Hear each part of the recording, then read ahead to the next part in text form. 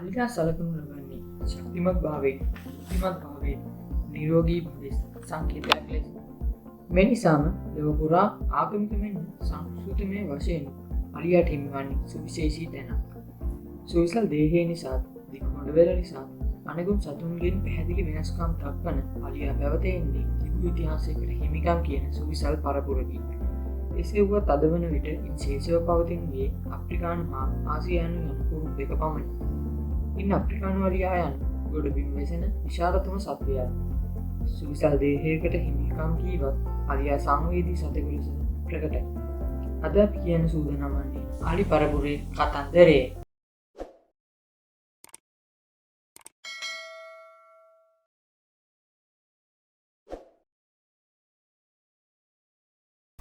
ආසියානු අලියා විද්‍යාත්මක නාමය එලිපාස් මැක්සිකස්. ව්‍යාප්තිය ඉන්දියාවේ සහ ගිනිකොන දිග ආසියාවේ ආයු කාලය වසර 48යි. සූර්ය වර්ණය අඳුරු අලු පැහැදුණු ස්වභාවයක් ගන්න. මිට වසර 2500කට තරම් ඈත කාලයක සිටම මිනිසාගේ කටයුතු පාසු කර ගැනීම සඳහා අලි හීලෑ කර ගන්නා ලද. වර්තමානයේ පෙරහැර සංස්කෘතික කටයුතු වලදී ප්‍රෞಢත්වයේ විදහාපාන්නට අලි යොදා ගන්නවා. එකවනක් නම් අතීතයේ මහා වැව් විහෙර විහාර ගොඩනගන්නේ අලිගේ දායකත්වයෙන් සුවිශේෂී වුණා. ආසියාතික අලියා අප්‍රිකානු අලියට වඩා ප්‍රමාණයෙන් කුඩා. ආසියානු අලියාගේ කන් රවුම් හැඩයෙන් යුක්තයි. මේ දෙවර්ගයේ සුවිශේෂීම බාහිර වෙනස්කම් ලෙස හඳුනාගත ඇති ලක්ෂණ අලියාගේ කන් දෙක. අප්‍රිකානු අලියා විද්‍යාත්මක නාමය ලොක්සොරොන්ටා ඇෆ්‍රිකානු.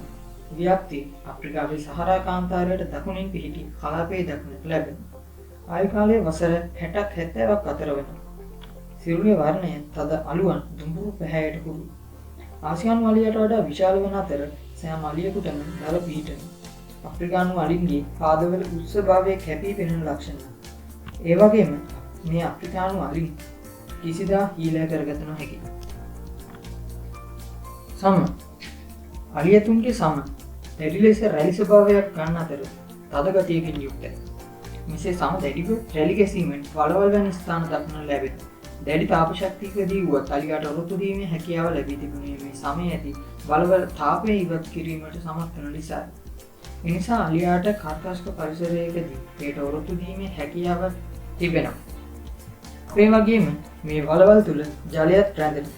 එම ජලය රැඳුණු විට ඉවත් යන්නත් වේලාවක් ගත වන නිසා අලියාගේ සිරුර සිසිල්ව තබා ගන්න පුළුවන්. ප්‍රදේශයේ සමහි ඝනකම සෙන්ටිමීටර් 2.5ක් පමණ වෙනවා. සම කෙඳි වලින් ආවරණය වෙලා තිබෙනවා. නිතරම අලි මඩ නගින සිටින කැමති. ඒ හිරු රශ්මියෙන් ආරක්ෂා වීමට ආලේපයක් ලෙසයි. කෘමීන් දෂ්ට කළොත් මේ ආලේපනයක් ලෙස ක්‍රියා කරනවා. හොඬවැල අලියාගේ හොඬවැල හරිම මෘදු පහසුවෙන් එහා මෙහා කළ හැකි අංගයක්. හොඬවැල හරියට අපේ අත වගේ බොහෝ කාර්යයන් කිරීමට උපකාරී වෙනවා. ඉතා නම්‍යශීලී මේ හොඬවැලට අපිට හිතා ගන්න බැරි තරම් විශාල ශක්තියක් තිබෙනවා. හුස්ම ගන්න, ගඳ සුවඳ හඳුනා ගන්න, නාද කරන්න, ජලය පානය කරන්න වගේම ඕනෑම දෙයක් අල්ලා ගන්නට උපකාරී වන්නේ හොඬවැල. සාමාන්‍යයෙන් සතුන් ආහාර ගන්නේ හිස පහත් කර කටතුරට දමා ගැනීම. නමුත් අලියතුන්ට හොඬවැල තිබෙන නිසා ආහාර ගන්නා විට හිස පහත් කරන්නට අවශ්‍ය නොවේ. හොඬවැල ප්‍රයෝජනයට ගැනීම ස්ථානවල තිබෙන දෙයක් පහසුවෙන් ළඟට ගන්නට පුළුවන්. විශේෂයෙන් ආහාර හිඟ කාලවලදී වත් අලියාට එහි බලපෑම අඩුවන්නේ හොඬවැල නිසා. දත් අලින්ගේ කටේ පිහිට ඇති දත් ගණන 26යි. එයින් දත් 12ක් පුරස්චාරක දත්තුන් අතර ආහාර ලැබීම සඳහා මේ දත් උපයෝගී කරගන්න. මේ එක දතක දිග සෙන්ටිමීටර් 30ක් පමණ වෙනවා. අලියතුන්ගේ දත් දිගා යන අතර ඒ සමග තවත් දතක් පිටුපසින් මතුවෙනවා. මේ ආකාරයට දත් නැවත මතුවන්නේ 6 වතාවක් පමණයි. ඉන්පසු දත් ගෙවි ගිය විට නැවත දතක් මතු නොවේ. මෙවැනි අවස්ථාවලදී අලියතුන් මිය යන්නේ ආහාර ගන්නට දත් නොමැති නිසා කුසගින්නේ. කන් දෙක විශාල වූ ලෙලදෙන ස්වභාවයෙන් කන් දෙකක් අලියතුන්ට පිහිදෙනවා. ඇසීම හැරුණකොට පවන් සලමින් සිරුර සිල් කරගන්නත් විශාලව පිහිටි කන් දෙක උපකාරී වෙනවා. දල ඇත්දල ලෙස අප හඳුන්වන්නේ උඩුහක්කේ දෙපසින් වැඩෙන දත් දෙකකට. අලියතුන්ගේ ආයුධ දැනි උපකරණ වලට සම කළ හැකි. මෙතෙක් වාර්තා වී ඇති දිගම දල යුගලය මීටර් 3ක් පමණ වෙනවා. ඇඟිලි හොඬවැල කෙරවරේ නස්පුඩුවේ සහ ඇඟිලි වැනි කොටස් දක්නට ලැබෙනවා. අප්‍රිකානු අලින්ගේ නම් හොඬවැල කෙළවරේ එකිනෙකට විරුද්ධ දිශාවන් පිහිටි ඇඟිලි දෙකක් වෙනවා. ආසියානු අලින්ට පිහිටා තිබෙන්නේ එක් ඇඟිල්ලක් පමණයි. හොඬවැලේ පිහිටා ඇති ඇඟිලි වැනි කොටස් නිසා ඉතා කුඩා දේවල් වුණත් පහසුවෙන් අල්ලා ගැනීමට හැකියාව පවතිනවා. නාස්පුඩු හොඬවැල කෙරවලේ තමයි මේක පිහිටලා තියෙන්නේ. අලි ඇතුන් හොඬවැල ඉසටත් උඩින් සබා මේ අතට හැරෙන අයුරු දැක ගැති. එසේ කරන්නේ සුළගේ මුසුව ඇති ගඳ සුවඳ හඳුනා ගන්නට බව ඔබ දන්නවා. අලි ඇතුන් පිහිනන අතරතුර හොඬවැල ඉහළට ඔසවාගෙන තබාගෙන යන්නේ දියයට පීනද්දී හුස්ම ගන්නට අපහසු නිසා.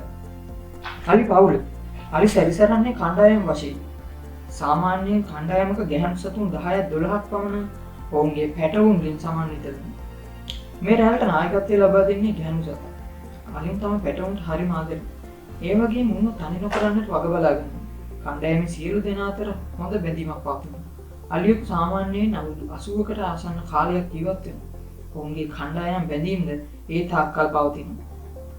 පුංචි කාලයේ සිටම හික්වීමක් ඇතිව ජීවත් වන්නට පුරුදු කරයි.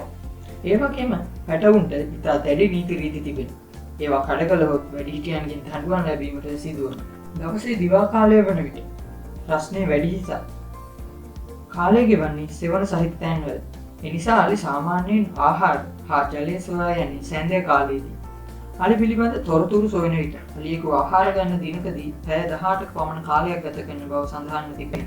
සත්වලෝවේ අලි ඇතුන් අතර වැඩිහිටියන්ට සලකන අවස්ථා දකින්නට පුළුවන්. මොවුන්ගේ රංචුවේ සිටින වැඩිමාල්ම සහ වැඩිම අත්දැකීම් ඇති ගැහැණු සතාට නායකත්වය ලබා දෙන. ඒ තත්ත්වය කණ්ඩායමේ අම්මාට නැතිනම් මිත්තණියට තමයි හිමි වෙන්නේ. කණ්ඩායමේ සිටින සෑම සමාජිකයෙක්ම තමන් සිටින තැන පිළිබඳ අවබෝධයෙන් සිටින නිසා ගැටුම් ඇති වෙන්නේ නැහැ. මෙසේ කණ්ඩායම් ලෙස ජීවත් වුවොත් අනෙක් තම නෑ පරපුරේ අයවත් සුහද වැසිරු කරනවා. මේ කණ්ඩායම් ජීවත් වෙන්නේ කිලෝමීටර් ගණනක් දුරින්. නමුත් වනය තුල මොවුන් නිතරම මුණ ගැසෙනවා. ඉන්පසු වෙන්ව යනවා. අලි ඇතුන් කණ්ඩායම් කිහිපයක් එක්ව විශාල රංචුවක් ලෙස හමුවන අවස්ථා තිබෙනවා. අලි සටන් යෞවනයට පැමිණෙන අලි ඇතුන් විනෝදයට මෙන් එකිනෙකාගේ ශක්තිය මන බලන්නට සටන් වදිනවා. මොවුන් සටන් කරන්නේ දලවලින් හෙමිහිට ඇන ගැනීමෙන් හා හොඬවැල් පටලවා ගැනීමෙන්. මේ සටන් තුල කිසිනෙකුට හානියක් සිදු වෙන්නේ නැහැ. එතකොට වයස අවුරුදු 25ක් පමණ වන විට වසරකට වරක් මද කිපෙන සමය උදා වෙනවා. මේ කාලයේදී අලි කිපෙන සුළු ආක්‍රමණශීලී ස්වභාවයකින් හැසිරෙනවා.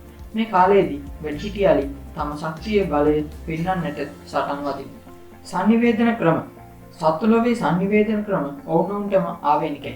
අලි ඇතුන් ප්‍රධාන ලෙස සංනිවේදනය කරන්නේ ස්පර්ශයෙන්.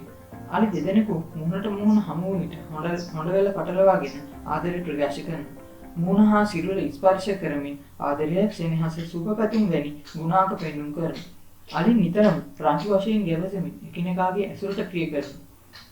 ඒ වගේම නිදහසේ සිටින විට හිසට හිස තබාගෙන නැතිනම් සිරුරට ස්පර්ශ වන ලෙස සිටීමෙන් ලෙන්ගතුකම් පෙන්වනවා. අලි පැටවා මැදි කරගෙන වැඩිහිටි අලිත් සිටගෙන සිටින අවස්ථා දකින්නට ලැබෙනවා. අලි ඇතුන් සම්බන්ධයෙන් රූපවාහිනී වැඩසටහනක් විකාශනය කරන විට මෙවැනි අවස්ථා දැකගත හැකියි. එසේ හැසිරෙන්නේ පැටවා බියට පත් වී ඇති අවස්ථාවල වැඩිහිටි අලින් හොඬවැලෙන් පැටවුන් ස්පර්ශ කරමින් පැටවා ආරක්ෂිතව සඟවා ගනී.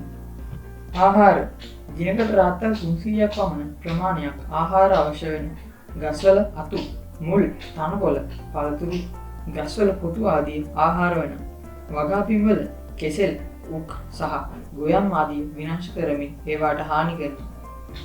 ඒ වගේම බෝක වගාවන්ද අලින්ගේ ප්‍රියතම ආහාර බවට පත් වී තියෙනවා. නැතුවම් බැරි ජලය අපට මෙන්ම සතුන්ට අත්‍යවශ්‍ය සාධකයක්. අලි ඇතුන් ජල ක්‍රීඩා කරන්නට හරිම කැමතියි. හොඬවැලෙන් ජලය ගෙන ඉසගන්නා අලි ඇතුන් දිනපතා නාන මෙන්ම අනෙක් සතුන්ට වඩා බීමට ජලය අවශ්‍ය වෙනවා. වෙඩි කාලයේදී ආහාර සහ ජලය හිඟවන විට ඔවුන්ට ආහාර ගන්නා තැන සිට දියබොන්න කිලෝමීටර් 80ක විතර දුරක් යන්න සිදු වෙනවා. වේලි කාලවලදී ගංගා පතුලේ වලවල් හාරා පොළවට යටින් තිබෙන ජලය දවා ගන්න. ඒ නිසා අනෙක් සතුන්ට ජලය ලැබෙනවා. අදක් කතා කරේ ගොඩකින් මේ ඉන්න දැවැන්තයා ගැන. ඉතින් තාමත් මගේ සබ්ස්ක්‍රයිබර්ස්ලා අතර ටුවත් එකතු වෙලා නැත්නම් දැන් එකතු වෙන්න. ආයිබෝවන්.